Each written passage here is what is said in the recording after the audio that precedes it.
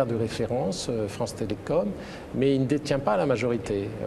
Le reste de l'actionnariat, il y en a une partie qui appartient à l'État sénégalais et une partie à des investisseurs privés, et d'ailleurs de toute nationalité, parce que c'est sur la bourse d'Abidjan.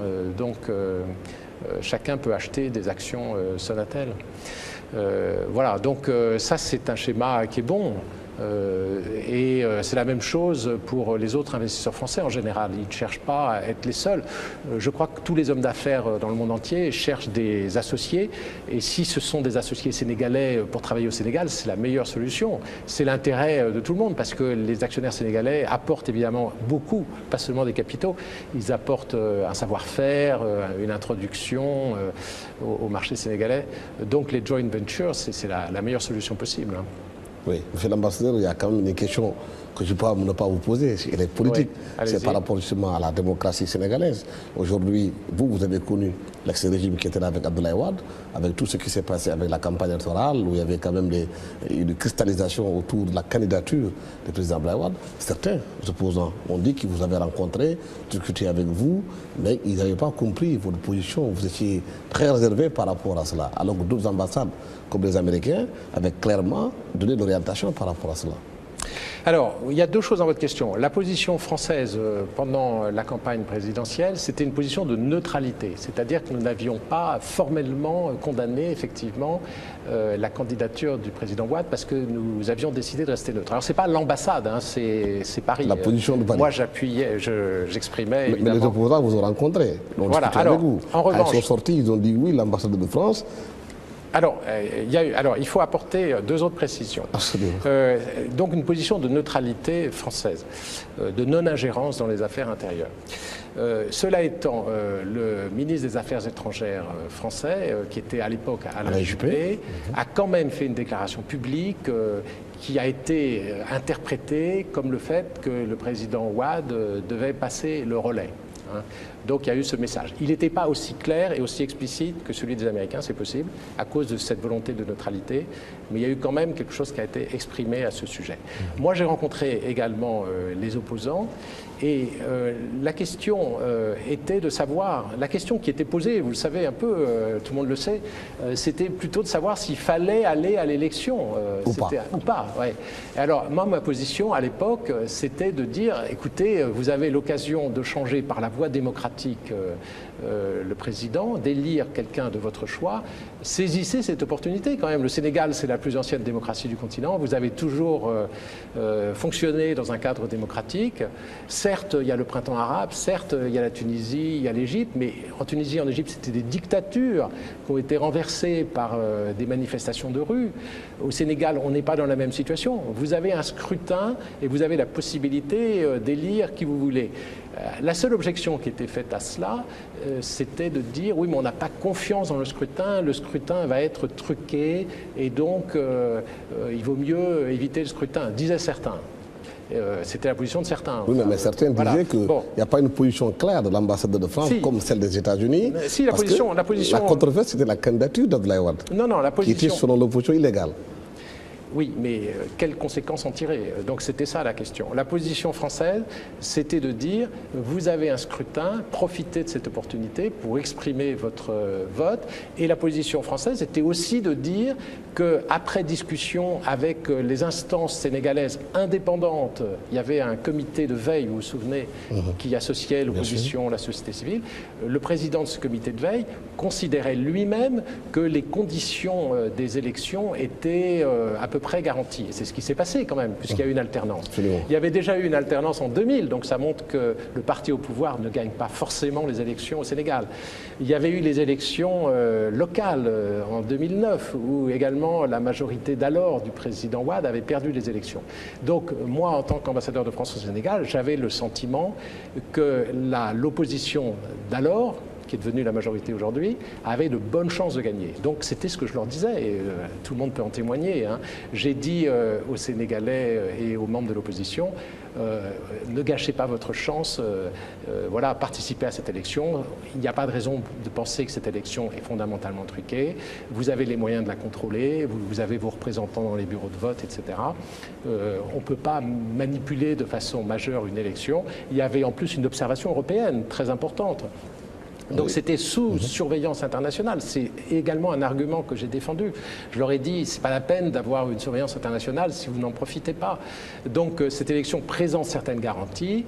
Donc vous avez le choix, ils avaient d'une certaine façon le choix, si la population les suivait, de manifester et de renverser le régime par la force ou de le faire par la démocratie.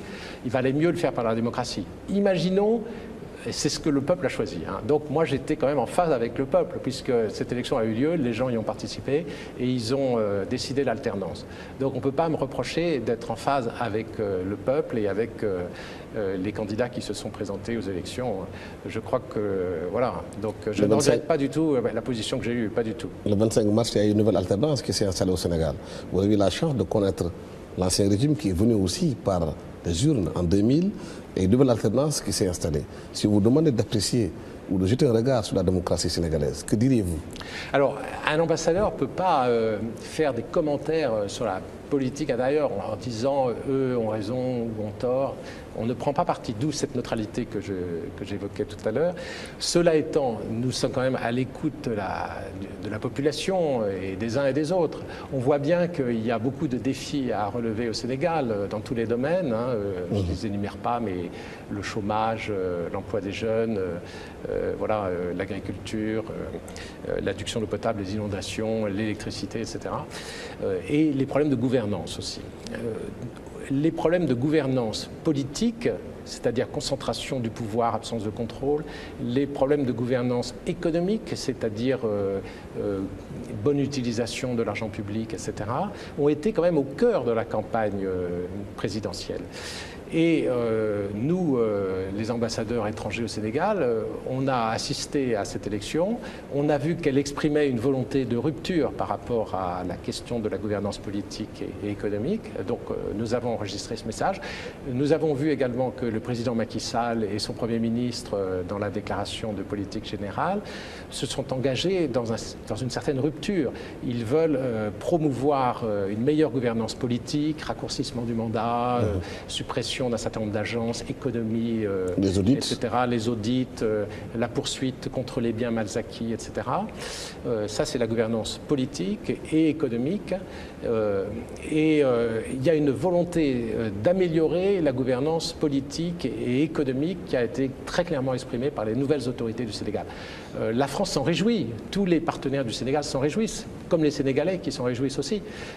Donc ces annonces vont évidemment dans le bon sens. C'est une des raisons aussi pour lesquelles le président François Hollande vient. Nous avons une confiance dans les nouvelles autorités. Ces annonces sont très positives. La France veut les accompagner.